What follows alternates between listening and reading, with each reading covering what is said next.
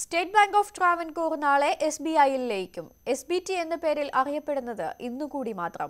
ഔദ്യോഗികമായി ലയനം നാളെയാണെങ്കിലും ഈ മാസം അവസാനത്തോടെ മാത്രമേ SBI അക്കൗണ്ട് ഉടമകൾക്ക് മുൻ SBT ബ്രാഞ്ചുകളിൽ സേവനം ലഭിക്കൂ.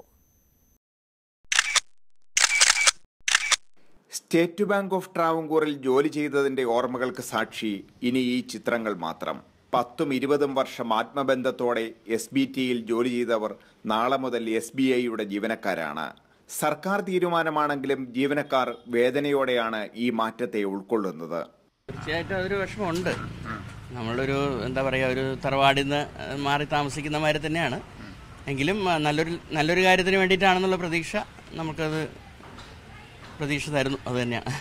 SBTയുടെ 1177 ബ്രാഞ്ചുകളും 1602 ATMകളും 14,892 ജീവനക്കാരും നാളെ മുതൽ SBIക്ക് സ്വന്തമാണ്.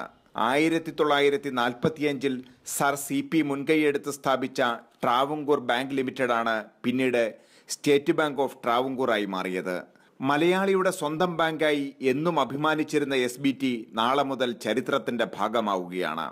നീണ്ട 7 പതിറ്റാണ്ടിന്റെ സേവനത്തിനിടയിൽ 12 ചെറിയ ബാങ്കുകൾ SBTയിൽ ലയിച്ചിട്ടുണ്ട്. ഇപ്പോൾ SBT തന്നെ സ്റ്റേറ്റ് ബാങ്ക് ഓഫ് ഇന്ത്യയിലേക്ക് ലയിക്കുന്നു.